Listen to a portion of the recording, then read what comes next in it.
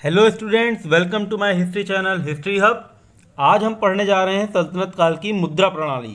ये हमारी जो आर्थिक व्यवस्था की श्रृंखला है सल्तनत काल की, उसका ये तीसरा लेक्चर है और हमारी सल्तनत काल का ये सेकंड लास्ट लेक्चर होगा। इसके बाद हम एक और लेक्चर और करेंगे सल्तनत के ऊपर और फिर हमारी सल्तनत की जो श्रृंखला है वो समाप्त हो जाएगी। तो आज हम पढ़ते हैं सल्तनत काल की मुद्रा प्रणाली। उससे पहले मैं आपको दो किताबों के बारे में बता दूं जहाँ से मैंने कुछ तथ्यों को भी उठाया है, और अगर आपको इसके बारे में और ज़्यादा जानकारी चाहिए या अगर आप इसके ऊपर कोई रिसर्च वर्क करना चाहते हैं तो उसके लिए भी आपके लिए किताबें उपयोगी होंगी। तीसरी चीज़, ये किताबों के नाम कभी कभी एग्जाम में पूछ लिए जाते हैं अगर कॉइनेज से कहीं पे कोई क्वेश्चन बने तो पहली किताब है living without silver the monetary history of early medieval north India by John S Deyell, और दूसरी बुक है the coinage and metrology of sultans of Delhi.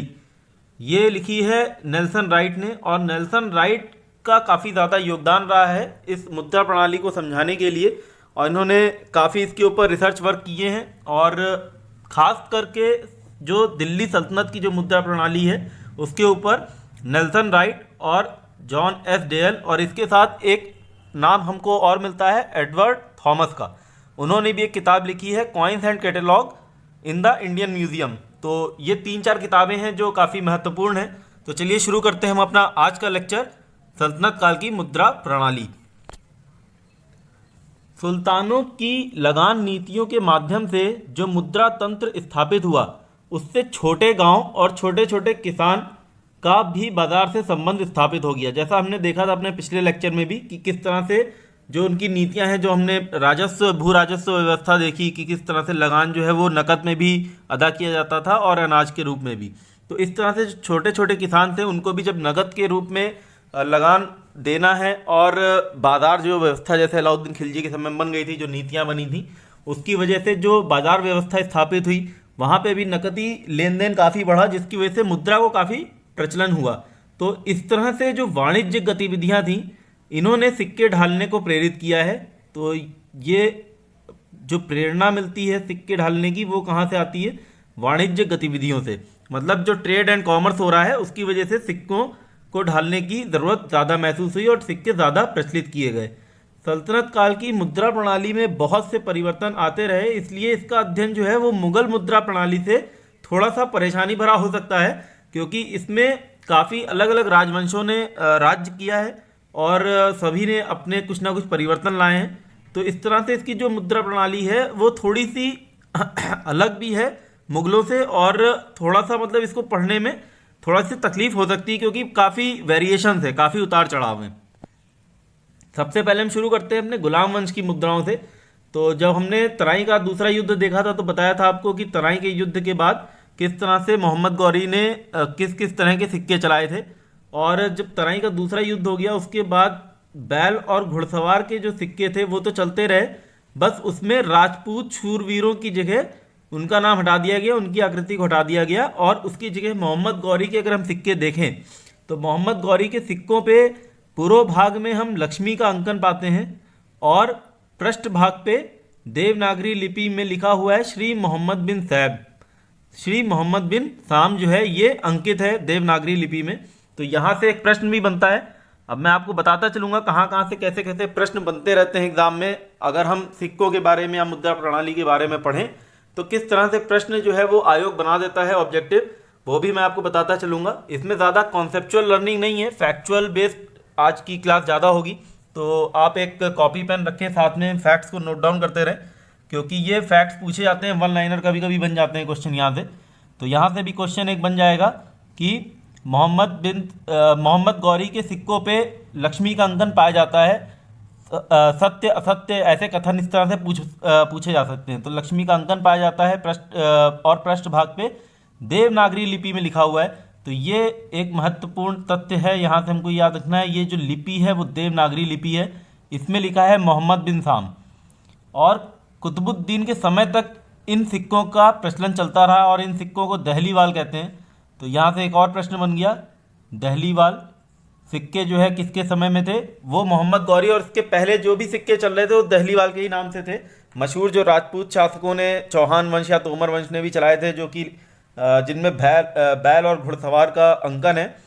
ये सारे दहलीवाल सिक्के थे, तो इन्हीं को मोहम्मद गौरी जारी रखता है और इनमें थोड़ा सा फेरबदल करके बस अपना नाम जोड़ देता है देवनागरी लिपि में। और ये कुतुबुद्दीन ऐबक के समय तक इनका प्रचलन रहा है, क्योंकि हमको एक साक्ष्य मिलता है, अभिलेखीय साक्ष्य कुव्वतुल इस्लाम मस्जिद में। कुव्वतुल इस्लाम मस्जिद में एक शिलालेख में ऐसा उत्कीर्ण है कि इस मस्जिद के निर्माण में 120 लाख दहलीवाल खर्च हुआ। मतलब 120 लाख, अगर हम बात करें दहलीवाल को, अगर हम एक करेंसी बोलें, मान लीजिए रुपया बोले, तो 120 लाख रुपए लगा, यानी कि 120 लाख दहलीवाल खर्च हुआ। दहलीवाल जो है सिक्के का नाम है। तो ये एक अभिलेखीय साक्ष्य भी है कि दहलीवाल सिक्का जो है वो काफ़ी समय तक चलता रहा, कुतुबुद्दीन ऐबक तक। अब जैसा कि मैंने बताया आपको, नेल्सन राइट ने काफ़ी रिसर्च की है, तो इन्होंने अपनी रिसर्च के अनुसार ऐसा बोला है कि दिल्ली सल्तनत की जो मुद्रा प्रणाली है उसने अपना बुनियादी रूप इल्तुतमिश के शासनकाल में ही ग्रहण किया। और इल्तुतमिश को दिल्ली सल्तनत की व्यवस्थित मुद्रा प्रणाली शुरू करने का श्रेय जाता है। मतलब अभी तक जो मुद्रा प्रणाली थी वो इतने व्यवस्थित नहीं थी, लेकिन इल्तुतमिश ने एक मानक सिक्के जारी किए हैं। और ये एक प्रथम ऐसा सुल्तान था जिसने शुद्ध अरबी के सिक्के जारी किए जो हिंदू प्रतिरूप में थे। और सर्वप्रथम उसी ने नया मानक सिक्का एक जारी किया, चांदी का टंका, और दहलीवाल से एक भिन्न तांबे का जीतल प्रचलित किया। तो दहलीवाल जो सिक्का था, जो तांबे का सिक्का था, उससे अलग तरीके का एक तांबे का जीतल इसने प्रचलित किया, और चांदी का टंका। तो यहाँ से इस स्लाइड से 2 या 3 क्वेश्चन बन जाएंगे। सबसे पहला तो चांदी का टंका और तांबे का जीतल सबसे पहले किसने प्रचलित किया, तो वो हो गया इल्तुतमिश। इल्तुतमिश ने प्रचलित किया है चांदी का टंका और तांबे का जीतल। और ये प्रथम ऐसा सुल्तान है जिसने, इल्तुतमिश प्रथम ऐसा सुल्तान है जिसने शुद्ध अरबी के सिक्के भी जारी किए। तो यहाँ से एक और प्रश्न बन गया, दूसरा प्रश्न आपका। और तीसरा, नेल्सन राइट के अनुसार कौन सा ऐसा सुल्तान था जिसके शासनकाल को हम बुनियादी रूप दे सकते हैं मुद्रा प्रणाली ने जिसमें बुनियादी रूप ग्रहण किया। तो यहाँ से एक तीसरा प्रश्न भी बन जाता है। नेल्सन राइट इल्तुतमिश को मानते हैं जिसके शासनकाल में, सल्तनत काल में मुद्रा प्रणाली ने एक बुनियादी रूप धारण किया। तो इस स्लाइड से भी 3 क्वेश्चन, इस तरह से क्वेश्चंस बनते रहेंगे, मैं आपको बताता जाऊंगा। और चांदी के टंके पर अरबी में कलमा और सुल्तान की उपाधियां अंकित हैं। तो अरबी में कलमा लिखा है, ये एक महत्वपूर्ण तथ्य यहाँ से बनता है। जो कलमा लिखा है वो अरबी भाषा में है। तो अभी फारसी का यहाँ पे इस्तेमाल शुरू नहीं हुआ है सिक्के पे, और जो कलमा लिखा जा रहा है ये अरबी भाषा में। ये जो सिक्का आप देख रहे हैं, चांदी का टंका है, ये इल्तुतमिश के समय का। और यहाँ पे इस सिक्के को अगर आप देख पा रहे होंगे ढंग से, तो इसमें उत्कीर्ण किया हुआ है कुछ अरबी भाषा में। तो ये जो अरबी भाषा में उत्कीर्ण है वो कलमा है, और सुल्तान की इसमें उपाधियाँ अंकित हैं। और तांबे का जो सिक्का चलाया, या जो मिश्रित धातु का सिक्का चलाया, उस पर देवनागरी लिपि तथा भारतीय अलंकरण का प्रयोग किया गया है। तो तांबे के सिक्के थे जो पहले भी चले आ रहे थे, उसमें भी भारतीय अलंकरण थे, दहलीवाल के नाम से मशहूर थे। उसके बाद अब जो सिक्के चला रहा है जीतल, ये जो चला रहा है तांबे का, और जो मिश्रित धातु के सिक्के चल रहे हैं उसमें भी भारतीय अलंकरण और देवनागरी लिपि का उपयोग हुआ है। लेकिन जो चांदी का टंका इसने चलाया है, जो एक मानक सिक्का माना गया है काफ़ी सल्तनत काल के लिए, उसमें अरबी भाषा में कलमा लिखा है। इसके अलावा इसने 8 ग्रेन का सबसे छोटा एक सिक्का चलाया जिसका नाम था अदल। तो एक प्रश्न यहाँ से भी बनेगा, अदल नाम का। अच्छा, अब ये जो प्रश्न बनते हैं, ये नामों का आपको ध्यान रखना है कि कौन सा सिक्का किस धातु का बना है। जैसे अब ये अदल है, तो ये अदल किस धातु का है।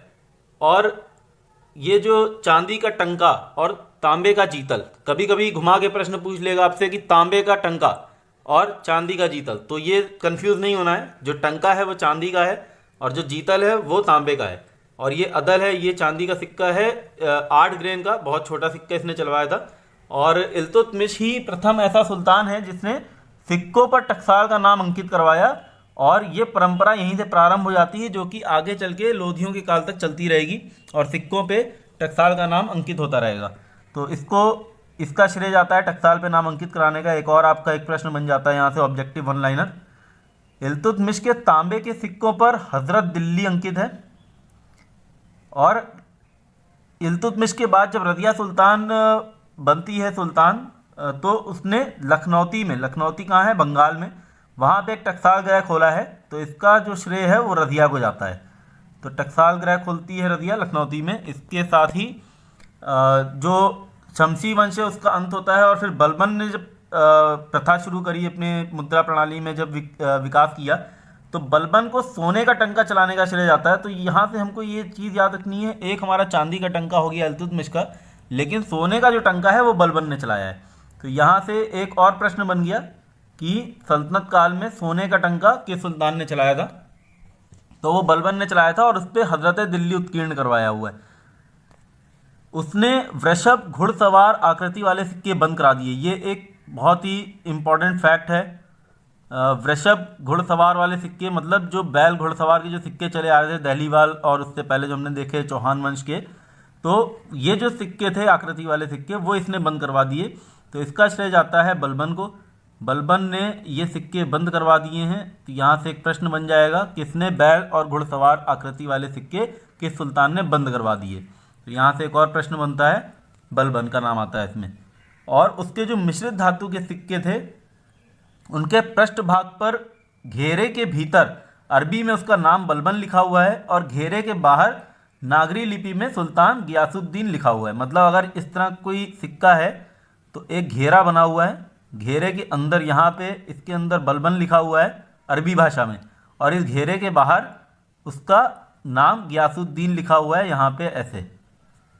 तो इस तरह से उसके जो सिक्के हैं उसमें अंदर बलबन और बाहर गियासुद्दीन मिलता है हमको लिखा हुआ। अब खिलजी वंश की मुद्रा प्रणाली पढ़ लेते हैं। अलाउद्दीन खिलजी ने सिक्कों पर से खलीफा का नाम हटा दिया। सबसे इम्पोर्टेंट फैक्ट, खलीफा का नाम हटाने वाला प्रथम सुल्तान सिक्कों से। यहाँ से भी एक प्रश्न बन गया आपका। और चांदी के सिक्कों में अन्य धातु की मिलावट कम है, मतलब इस समय जो चांदी के सिक्के थे वो अधिक शुद्ध थे। तो यहाँ से एक और प्रश्न बनता है, सबसे पहले अधिक शुद्ध चांदी के सिक्के किसके समय में शुरू होते हैं? अलाउद्दीन खिलजी के समय में। अलाउद्दीन ने मिश्रित धातु के यग्नी और दुगनी नामक सिक्के चलाए हैं। तो ये जो यग्नी और दुगनी ये दो नाम मिलते हैं हमको, ये हमको याद रखना है कि चांदी और तांबे के नहीं है, मिश्रित धातु के हैं। तो ये दोनों नाम हमको याद रखने हैं। कभी कभी प्रश्न में मैच द फॉलोइंग में या ऑब्जेक्टिव प्रश्न में नाम पूछ लेते हैं कि ये किस धातु का सिक्का है चांदी का, इसमें से चांदी का सिक्का कौन सा है, या इसमें से तांबे का सिक्का कौन सा है, या मिश्रित धातु का सिक्का कौन सा है। तो ये जो नाम है दोनों यग्नी और दुगनी, ये दोनों मिश्रित धातु के सिक्के हैं। और मुद्रा का प्रयोग पहले से काफ़ी अधिक बढ़ जाता है इसके समय में, क्योंकि बाजार नियंत्रण, बाजार व्यवस्था इसने स्थापित की है। क्रय विक्रय के लिए बहुत ज़्यादा मुद्रा की आवश्यकता है। तो यहाँ पे मुद्रा का जो प्रयोग है वो काफ़ी अधिक हो जाता है। इसका एक अधिकारी है ठक्कर फेरू, टकसाल अधिकारी है और एक महान विद्वान है। इसके बारे में मैंने क्विज में डाला था। ठक्कर फेरू, इसके बारे में थोड़ी बात कर लेते हैं। ये जो ठक्कर फेरू है इसने बहुत सारी पुस्तकों का निर्माण किया है, और ये जो टकसाल अधिकारी है ये आगे चल के अलाउद्दीन खिलजी के बाद गियासुद्दीन तुगलक तक ये टकसाल का अधिकारी बना रहता है ठक्कर फेरू। तो इसने जो है एक पुस्तक लिखी है द्रव्य परीक्षा, और द्रव्य परीक्षा जो पुस्तक है उसका विषय वस्तु है मुद्राएं। प्रचलित जो मुद्राएं थी उसके बारे में इसने जानकारी दी है। और इसके अलावा इसने शाही खजाने के रत्नों के आधार पर रत्न परीक्षा लिखी है। तो इसकी पुस्तकें थोड़ा सा महत्वपूर्ण है, आयोग यहाँ से प्रश्न ला सकता है, क्योंकि ये थोड़ा सा अनछुआ पहलू है, इसके बारे में ज़्यादा कोई पढ़ता नहीं है। तो हमको बस खाली 2-4 नाम याद रखने हैं। द्रव्य परीक्षा जो है वो मुद्राओं के ऊपर लिखी हुई पुस्तक है, और ये इसने 1318 में लिखी थी। ये जो पुस्तक लिखी द्रव्य परीक्षा, ये 1318 में लिखी है, तो मतलब अलाउद्दीन खिलजी के बाद ही लिखी होगी। और ये मुद्रा विशेषज्ञ होने के साथ साथ ये एक गणितज्ञ भी था, एक शिल्पकार भी था, वास्तुकार था, और एक अच्छी विद्या, एक अच्छा ज्ञान रखता था ज्योतिष के ऊपर भी।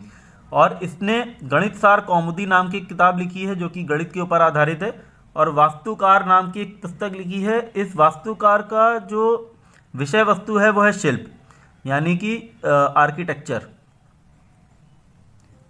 तो आर्किटेक्चर के ऊपर ये पुस्तक है वास्तुकार।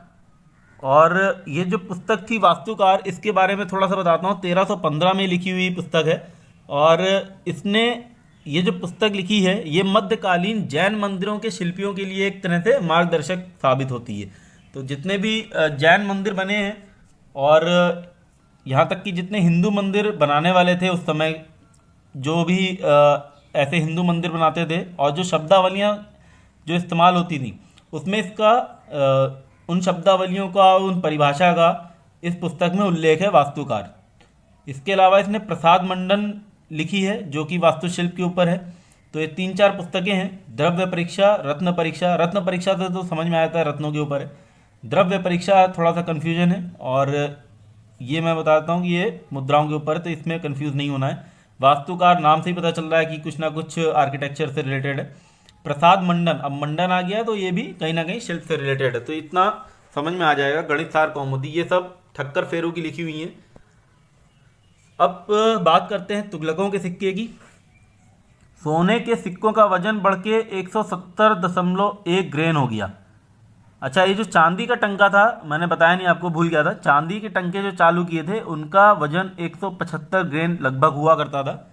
और ये जो सोने का सिक्का है उसका इतना वजन बढ़ने का एक कारण ये भी हो सकता है कि अब जब तुगलकों का शासन आता है उस समय तक दक्षिण भारत से काफ़ी ज़्यादा धन समृद्धि लूटी जा चुकी होती है। दक्षिण के काफ़ी राज्य जो हैं वो सल्तनत के अधीन भी आ जाते हैं गयासुद्दीन तुगलक और मोहम्मद बिन तुगलक के काल में। तो ये एक वजह हो सकती है कि जो सोने के सिक्के थे उनका वजन बढ़ा दिया गया, 170 ग्रेन हो गया। और मुद्रा के विकास में सुल्तान मोहम्मद तुगलक का शासनकाल बहुत महत्वपूर्ण है, उसे मुद्रा शास्त्री कहा गया है। तो ये मुद्रा शास्त्री किसको कहा गया है, यहाँ से एक प्रश्न बनता है। मुद्रा शास्त्री जो है सल्तनत काल में वो मोहम्मद बिन तुगलक को कहा गया है। और एडवर्ड थॉमस, जैसे मैंने आपको बताया था, एक किताब लिखी है इन्होंने, coins and catalogue in Indian museum. Edward Thomas और नेल्सन राइट दोनों ने मिलकर लिखी है वो किताब। तो इन एडवर्ड थॉमस साहब ने इसको धनवानों का राजकुमार कहा है। किसको? मोहम्मद बिन तुगलक को। तो मोहम्मद बिन तुगलक को धनवानों का राजकुमार कहा है, यानी कि प्रिंस ऑफ मनेयर्स, जिसको हम बोलते हैं इंग्लिश में अगर हम बात करें तो प्रिंस ऑफ मनेयर्स बोला है एडवर्ड थॉमस ने। तो यहाँ से प्रश्न बनता है कि धनवानों का राजकुमार किसे कहा गया है, या एडवर्ड थॉमस ने किसे कहा है, या किसने मोहम्मद बिन तुगलक को धनवानों का राजकुमार कहा है। 3 तरह से प्रश्न बन जाते हैं। और फारसी भाषा में कुछ नवीन पदवियों का इसने आविष्कार किया और उनको जो है अपने सिक्कों पर अंकित करवाया है। और बहुत सारे अंकन मिलते हैं इसके सिक्कों पे लंबे लंबे, जैसे ईश्वर सुल्तान का समर्थक है, या ईश्वर की अनुकंपा की आशा रखने वाला दास खुद को बताता है, या फिर ऐसा कहीं कहीं कुछ सिक्कों पे ऐसा लिखा मिलता है कि यदि कोई सुल्तान ना हुआ तो जनता का जो एक वर्ग है वो दूसरे वर्ग को हड़प लेगा। तो इस तरह से बहुत सारे इसने लंबे लंबे अंकन करवाए अपने सिक्कों में। और ये अब यहाँ से फारसी भाषा, जैसे मैंने बताया आपको पहले अरबी भाषा में लेख लिखे हुए थे, अब यहाँ से फारसी भाषा में लेख लिखे हुए मिलते हैं हमको। 1341, 1342 और 1343 ये 3 साल ऐसे थे जब इसने अपने सिक्कों पर खलीफा अल मुस्तकफ़ी का नाम उत्कीर्ण कराया है। और जैसे मैंने आपको जब इसका राजनीतिक इतिहास पढ़ाया था तो बताया था कि किस तरह से खलीफा से मान्यता प्राप्त करता है ये इन 3 सालों में, और इसीलिए ये इनके सिक्कों पे खलीफा का नाम उत्कीर्ण करवा रहा है। और इसने सबसे भारी सोने का सिक्का यानी कि 200 ग्रेन का सोने का सिक्का इसने प्रचलित किया, जिसका नाम था दिनार। ये जैसे आप पिक्चर में देख पा रहे होंगे, ये सोने का सिक्का है, इसका स्वर्ण मुद्रा है दिनार नाम की। और इसमें कितने लंबे लंबे लेख लिखे हुए हैं और कितना मतलब बारीकी से इस पर काम किया गया है। यदि आप पहले के सिक्के से कंपेयर करें तो इसमें जो काम हुआ है वो काफ़ी बारीकी से हुआ है।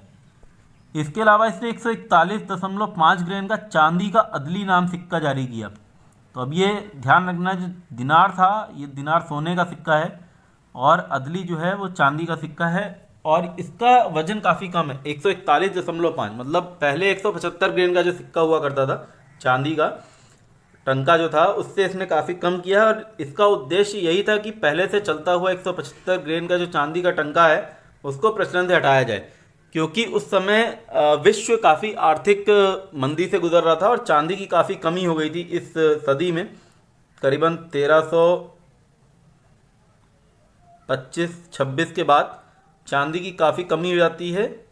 और ये कमी जो है जो मोहम्मद बिन तुगलक है इसके पूरे शासनकाल और इसके बाद भी 1356 तक ये चांदी की कमी जो है विश्व गुजर रहा होता है इससे। और दिल्ली सल्तनत के पास भी चांदी की कमी हो जाती है, जिसकी वजह से ये इस अदली नाम के सिक्के को जारी करता है। इसके अलावा एक और सिक्का जारी करता है जिसका नाम है काला टंका। काला टंका जो है वो चांदी के साथ किसी घटिया धातु को मिश्रित किया गया है और इसीलिए इसका नाम काला टंका दिया है, क्योंकि किसी किसी मतलब निम्न मूल्य की धातु को इसके साथ मिश्रित किया गया था, इसलिए इसका नाम काला टंका दिया गया। फिरोज तुगलक की बात करते हैं तो फिरोज का जो टकसाल अधिकारी था उसका नाम था कदर शाह। इतना महत्वपूर्ण नहीं है, जस्ट इंफॉर्मेशन के लिए दे रहा हूँ।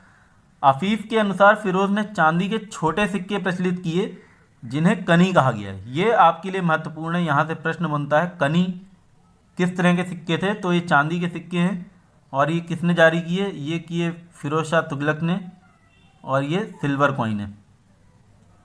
इसके अलावा बहुत सारे और भी हमको सिक्कों की जानकारी मिलती है, जैसे हस्तगनी है, शशगनी है। अब जिसके आगे गनी लगा है या कनी लगा है, आपको इतना ध्यान रखना है कि अगर ये आखिरी में कनी लगा है या गनी लगा हुआ है तो वो चांदी का सिक्का होगा।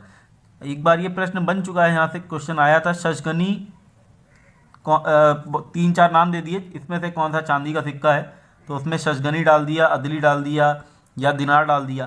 तो यहाँ से प्रश्न बनता है, जो शशगनी है ये चांदी का सिक्का है, फिरोज शाह तुगलक के समय में शुरू हुआ था और इसका दाम 6 जीतल, जीतल यानी कि जो तांबे का सिक्का था वो तांबे के 6 सिक्के के बराबर ये शशगनी नाम का सिक्का था। इनमें से कुछ सिक्के मोहम्मद तुगलक के काल से ही शुरू हो गए थे, जैसे हस्तकनी है या दोकनी है, इनका जो शुरुआत है ये मोहम्मद बिन तुगलक के समय में ही शुरू हो गया था। लेकिन शशगनी नाम का सिक्का का भी उल्लेख देता है इब्न बतूता मोहम्मद बिन तुगलक के समय में, लेकिन ऐसा माना गया है कि जो शशगनी सिक्का है ये फिरोज शाह तुगलक ने चलाया है। अब ये शशगनी का जो कन्वर्जन रेट है ये मैंने आपको बता दिया, 6 जीतल के बराबर है। इसी तरह से अगर एक चांदी का टंका मैं देखूं तो एक टंका चांदी का ये करीब करीब 48 जीतल के बराबर हो जाता है, 48 जीतल। तो चांदी के टंका जो है, सल्तनत काल का जो चांदी का टंका है वो 48 जीतल के बराबर है, शशगनी जो है वो 6 जीतल के बराबर है। इतना मैं ज़्यादा हर एक सिक्के का नहीं याद रखना, लेकिन ये 2 सिक्के काफ़ी महत्वपूर्ण है और पूछे जाते हैं एग्जाम में, इसलिए इसको याद रखना है कि एक टंका जो है चांदी का वो 48 जीतल के बराबर है और एक शशगनी सिक्का जो है वो 6 जीतल के बराबर है। और ये चांदी का टंका, शशगनी सिक्का दोनों चांदी के बने हुए हैं। अब सैयद और लोदी वंश के सिक्के देख लेते हैं। सैयद सुल्तानों ने सोने, चांदी, तांबे और मिश्रित धातु के सिक्के चलाए हैं। तो जैसे चलते आ रहे थे वैसे ही चला रहे हैं ये भी, और कोई अलग से कोई धातु का इन्होंने इस्तेमाल नहीं किया है। लेकिन जो मुबारक शाह के सिक्के हैं ये मुख्यतः तांबे के थे। लोदी शासकों ने सोने और चांदी के सिक्के नहीं चलाए, ये एक महत्वपूर्ण तथ्य है। इन्होंने चांदी और सोने के सिक्के नहीं चलाए लोदी शासकों ने। और बहलोल लोदी ने चांदी और तांबे का मिश्रित एक सिक्का चलाया जिसका नाम है बहलोली सिक्का। इसके बारे में मैंने बताया भी था आपको, बहलोली सिक्का चलाया है, मिश्रित सिक्का है तांबे और चांदी का, मतलब चांदी और तांबे दोनों को मिला के बनाया गया है। और ये अकबर के समय तक प्रचलित रहा और इसका मूल्य करीब 6 जीतल था। तो मतलब एक शशगनी सिक्के के बराबर इसका मूल्य था, लेकिन इसमें तांबा भी मिक्स किया है चांदी के साथ। और ये प्योर चांदी का सिक्का नहीं है, जैसे शशगनी सिक्के को हम बोलते हैं चांदी का सिक्का, ऐसे बहलोली सिक्का शुद्ध चांदी का नहीं है, लेकिन इसका जो मूल्य था वो एक शशगनी सिक्के के बराबर ही था। और सिकंदर लोदी ने तांबे का टंका जारी किया जिसका नाम था सिकंदरी टंका, जो आगे चलकर अकबर के समय चलाए गए तांबे के दाम का आधार बना। तो यहाँ से एक और प्रश्न बनता है, कभी ट्रू फॉल्स में या मतलब सत्य असत्य कथन में पूछा जा सकता है कि सिकंदरी टंका आगे चल के अकबर के समय में तांबे के दाम का आधार बना, सत्य असत्य में आ सकता है ये। उसके अलावा लोदी सुल्तानों के सिक्के पर खलीफा का नाम, सुल्तान का नाम, टकसाल का नाम और तिथि, ये 4 चीज़ों का अंकन मिलता है हमको। तो ये सारे जो वंश थे इनकी मुद्राएं थीं। और अगर हम पूरे सल्तनत काल की मुद्रा की विशेषता का समीक्षा करें थोड़ा सा मोटे मोटे तौर पे, तो हमको ये पता चलता है कि उनकी जो मुद्राएं हैं इनका मूल्य जो है वो मुद्रा मूल्य था, ना कि उनका सांकेतिक मूल्य। अब ये थोड़ा सा मैं एक्सप्लेन कर देता हूँ यहाँ पे, यहाँ से प्रश्न हो सकता है कॉन्सेप्चुअल बेस बन जाए। अब ये सांकेतिक मुद्रा क्या होती है, जैसे आजकल हम जो करेंसी यूज़ कर रहे हैं पेपर करेंसी, पेपर करेंसी में आप देख रहे होगे कि एक सिल्वर का एक तार रहता है, ये इतना बड़ा एक नोट होगा, यहाँ पे एक सिल्वर का एक तार जा रहा होगा, और ये जो सिल्वर होगा इसकी वैल्यू हो सकता है वो आप 500 का नोट उठाओ और ये जो सिल्वर की वैल्यू है वो करीब 100 रुपये से ज़्यादा नहीं होगी इस तार की वैल्यू, लेकिन फिर भी इस नोट की वैल्यू जो है वो 500 रुपये है। क्यों है? क्योंकि ये सांकेतिक मुद्रा है, ये एक तरह से सांकेतिक मुद्रा की तरफ हम यूज कर रहे हैं, ना कि उस मुद्रा में जो धातु इस्तेमाल हुई है उसके मूल्य के बराबर उसकी नोट की वैल्यू है। लेकिन जो सल्तनत काल की मुद्राएं थीं, यदि हम देखें कोई चांदी का टंका अगर उठाएं और अगर ये चांदी का टंका, इसमें 10 ग्राम अगर चांदी इस्तेमाल की है सल्तनत काल में, तो इसकी जो वैल्यू होगी वो 10 ग्राम के चांदी के बराबर होगी, ना कि उससे ज़्यादा होगी या उससे कम होगी। जैसा कि आजकल के हम देखते हैं नोटों में छोटा सा तार लगा है, वो 10 ग्राम का, मतलब 10 ग्राम तो नहीं, आधा ग्राम का भी चांदी इसमें इस्तेमाल नहीं किया गया है, लेकिन उसकी जो वैल्यू है 500 रुपये या 1000 रुपये या 2000 का जो नोट आ रहा है उसमें है। तो इसको हम बोलते हैं सांकेतिक मुद्रा, यानी कि जो मुद्रा है उसका जो मूल्य है वो उसके जो धातु है उसमें निहित है। उनमें जो सल्तनत काल की जो मुद्रा थी उसका जो मूल्य है उसका आधार प्रतीक नहीं था और उसके धातु में ही उसका मूल्य निहित था। यानी कि जितने की उसने धातु इस्तेमाल की है, जितने वजन की या जितने मूल्य की धातु इस्तेमाल की है, उस सिक्के का मूल्य उतना ही रहेगा, उससे कम ज़्यादा नहीं होगा। तो ये एक विशेषता है सल्तनत काल के मुद्राओं की। और ये हमारा मुद्रा का आज का लेक्चर ख़त्म होता है मुद्रा प्रणाली के ऊपर। अगला लेक्चर हम अपना इसकी कृषि और गैर कृषि जितने भी इसके ट्रेड और एंड कॉमर्स हैं उसके ऊपर करेंगे, और उसके बाद हमारी जो सल्तनत की जो श्रृंखला चल रही है वो समाप्त हो जाएगी। और उसके बाद हम अपने कला और साहित्य या कल्चर के ऊपर कुछ लेक्चर करेंगे, फिर हम एंशिएंट में अपने लेक्चर्स को करेंगे। तो अगर आपने इस चैनल अभी तक सब्सक्राइब ना किया हो तो इसको सब्सक्राइब कर लीजिए, जिससे आपको आने वाले समय में जो मेरे लेक्चर्स आने वाले हैं उनका नोटिफिकेशन मिलता रहेगा। तब तक के लिए धन्यवाद।